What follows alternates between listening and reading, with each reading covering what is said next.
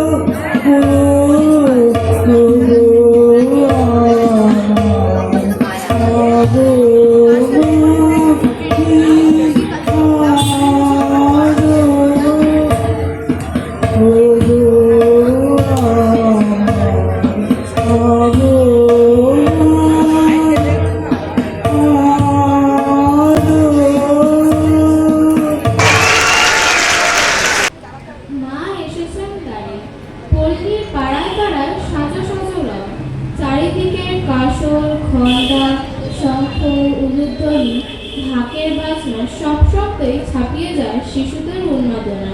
শিশুরাই জাতির ভবিষ্যৎ। তাই আমাদের এই শিশু শিল্পী ফ্রিজা সেন শর্মা এখন দেবাদিদেব মহাদেবের একখানি সঙ্গীত পরিবেশন করে শোনাবেন। যোগী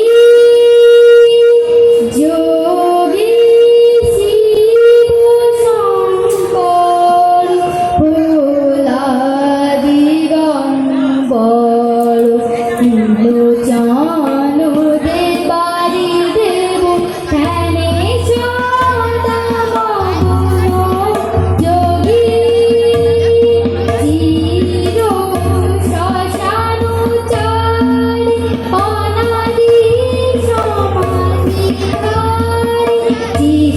চির শ্মশানুচারী অনাদি সমাধিকারী স্তব্ধ হয়ে চরণে তারি স্তব্ধ হয়ে চরণে তারি প্রণতি করে গণ যোগী যোগী ত্রিশূল ভীষানুরগ পুরিয়া পাশে ললাটে শশী নাথি হাসে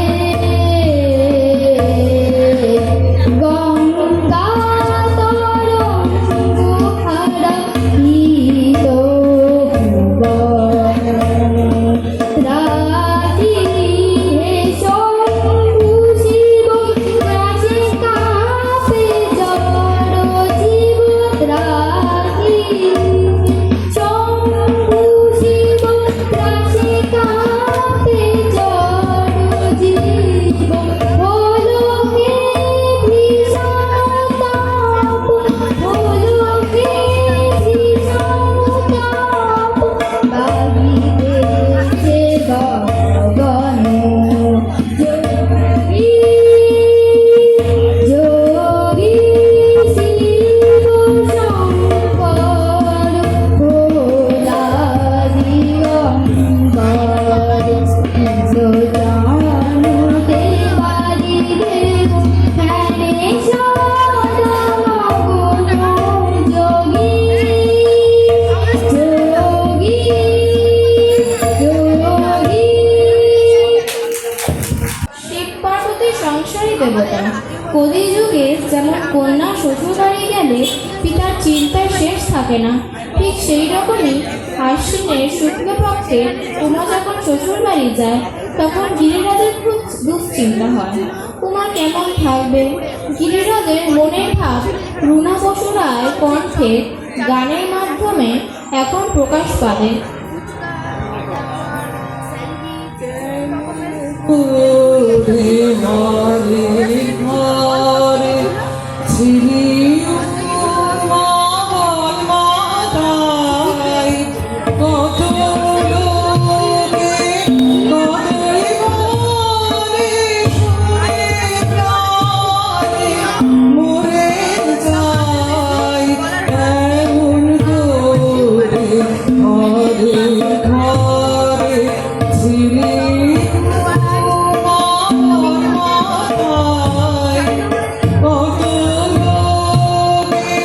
কতই মনে শুনে প্রাণ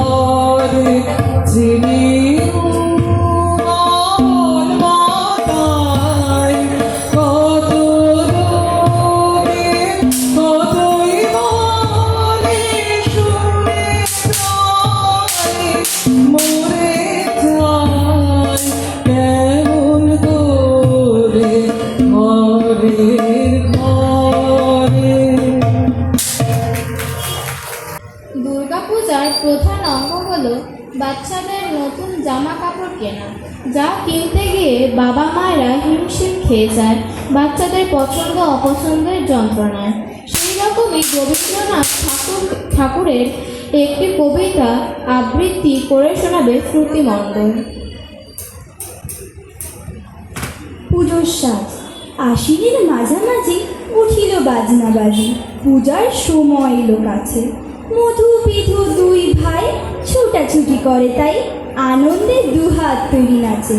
পিতা বসেছিল দ্বারে, দুজনে শুধালো তারে, কি পোশাক আনিয়াছো কিনে?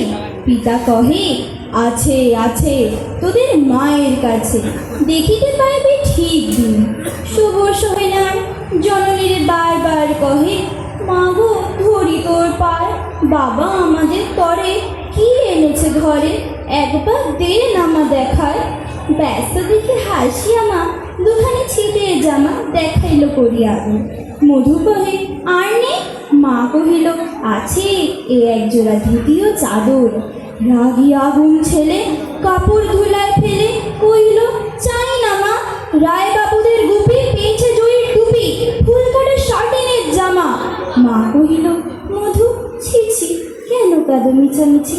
গরিব যে তোমাদের বাপ, এবার হয়নি ধান, কত গেছে লোকসান, পেয়েছেন কত দুঃখ তাপ। তবু দেখো বহু ক্লেশে তোমাদের ভালোবেসে সাধ্য মতো এনেছেন কিনে। সে জিনিস অনাদরে ফেলে ধুলির পরে, এই শিক্ষা হলো এতদিনে। বিধু বলে, এ কাপড় পছন্দ হয়েছে মোর, এ জামা পরা আশা আমারে। মধু শুনে আরও রেগে ঘর ছেড়ে দ্রুত বেগে গেল রায়বাবুদের দ্বারে। শেখা মেলা লোক জড়ো, রায়বাবু ব্যস্ত বড়, দালান সাজাতে গেছে রাত। মধু যবে এক কোণে দাঁড়াইল ম্লান মনে, চোখে তার পড়িল হঠাৎ। ডাকি কাছে ডাকি স্নেহ ভরে, কহেন করুণ স্বরে তারে দুই বাহুতে বাঁধিয়া, কে রে মধু, হয়েছে কি তোরে যে শুকনো দেখি? শুনে মধু উঠিল কাঁদিয়া, কহিল, আমার তরে বাবা আনিয়াছে ঘরে শুধু এক ছিটের কাপড়। শুনে রায় মহাশয় হাসিয়া মধুরে কয়, সেজন্য ভাবনা কি বা তোর? ছেলেরে ডাকিয়া চুপি কহিল, রে গুপি, তোর জামা দে তুই মধুকে। গুপির সেই জামা পেয়ে মধু ঘরে যায় ধে, হাসিয়া নাহি ধরে মুখে। বুক ফুলাইয়া চলে, সবারে ডাকিয়া বলে, দেখো কাকা, দেখো যে মামা, ওই আমাদের বিধু ছিট পড়িয়াছে শুধু, মোর গায়ে শার্টিনের জামা। মা শুনি কহে নাসি, লাজে অশ্রু জলে ভাসি, কপালে করিয়া করা ঘাত। হয়ে দুঃখী হয়ে দিন, কারো রাখি না ঋণ, কারো কাছে পাতি নাই হাত। তুমি আমাদেরই ছেলে, ভিক্ষা লয়ে অবহেলে অহংকার করো ধে ধে। ছেঁড়া ধুতি আপনার, ঢে বেশি দাম তার, ভিক্ষা করা শার্টিনের চেয়ে। আয় বিধু আয় বুকে, চুমু খাই চাঁদ মুখে, তোর সাজ সবচেয়ে ভালো। দরিদ্র ছেলের দেহে, দরিদ্র বাপের স্নেহে, ছিটের জামাটি করে গেল। নমস্কার। মধ্যবিত্ত পাওয়া না পাওয়ার আবেগ জড়িয়ে থাকে পুজোর গান শোনার মধ্যে। পুজোর গান আমাদের আগে প্রবল ভালোবাসা। সেই রকমই একটি রবীন্দ্রনাথ ঠাকুরের গান শোনাবেন অহনা দাশগুপ্ত।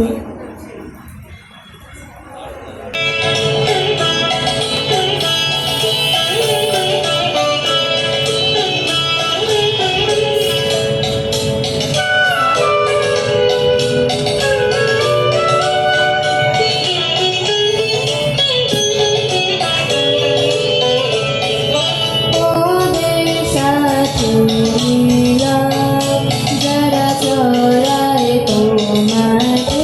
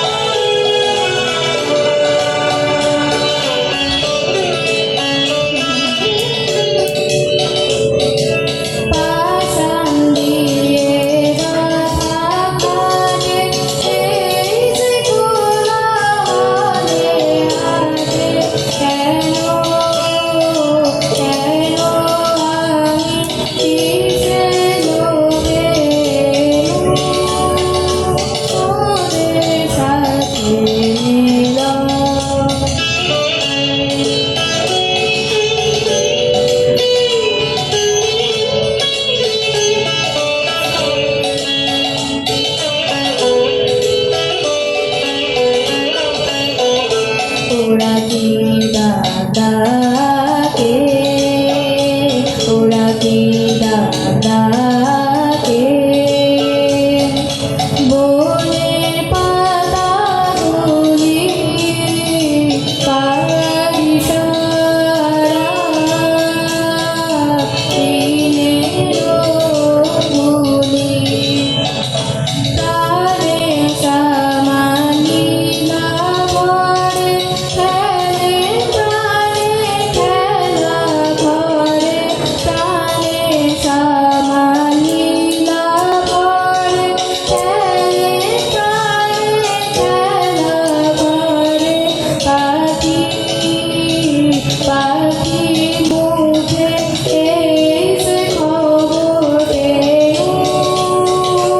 ওদের সাথে মিলাম যারা চড়ায় তোমার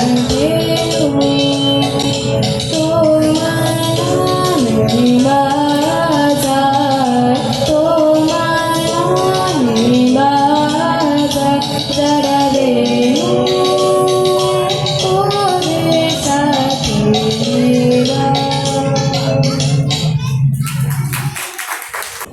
পুরাণ কাহিনী পাই আমরা পাণ্ডুলিপির মাধ্যমে।